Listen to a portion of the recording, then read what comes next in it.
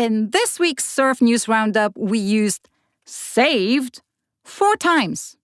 If this doesn't pique your curiosity, I don't know what will. Welcome to the Wipeout Weekly, the daily podcast for beginners, wannabe surfers, and seasoned wipeout enthusiasts.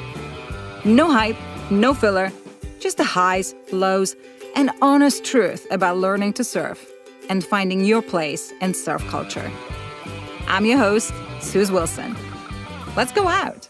Surfer saved in Puerto Rico after 30 days on the rocks. A 60-year-old surfer went out near Aguadilla, Puerto Rico, lost contact, and never made it back to shore. After he was reported missing, the U.S. Coast Guard launched a search and spotted him the next day, alive, waving for help, stranded on rocks alongside an isolated stretch of coastline. The location was too shallow for boats and too dangerous to reach on foot. So a rescue swimmer was deployed from a helicopter and hoisted him to safety.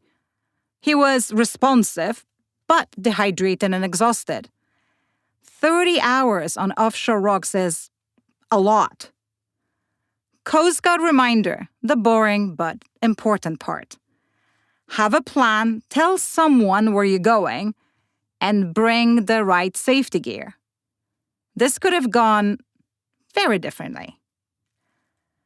Surfer saved and airlifted from Clare Coast in Ireland. Another day, another surfer rescued from rocks. This time on Ireland's west coast, near Doonbeg, County Clare. The surfer got into trouble while surfing Riley's Wave, a well-known and powerful setup that attracts surfers during large swells. A member of the public spotted him lying on the rocks and raised the alarm, while other surfers paddled over to assist. Conditions were described as challenging, which in Ireland usually means pretty gnarly. After several attempts, a Coast Guard winchman was lowered beneath the cliffs, treated the injured surfers, and airlifted him to University Hospital Galway. Worth noting, this is the 3rd rescue in the same area in recent months. Surfer saved when attacked by a shark in Northern California. Walks away.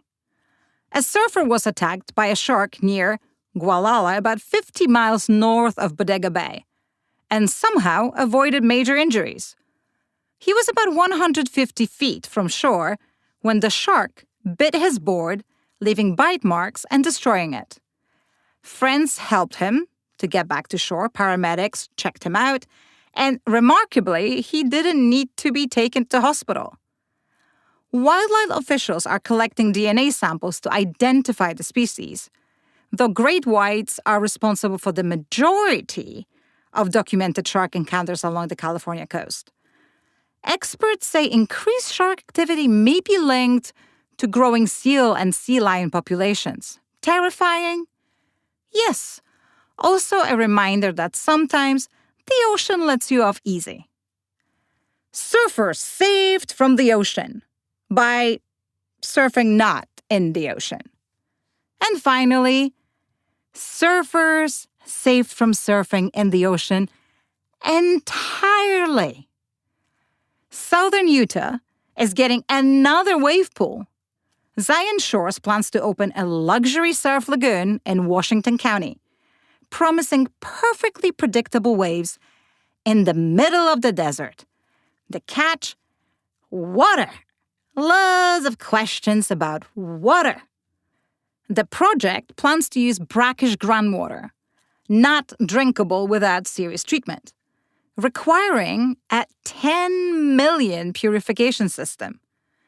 Critics argue that even unused water is still part of a finite system in an increasingly water-scarce region.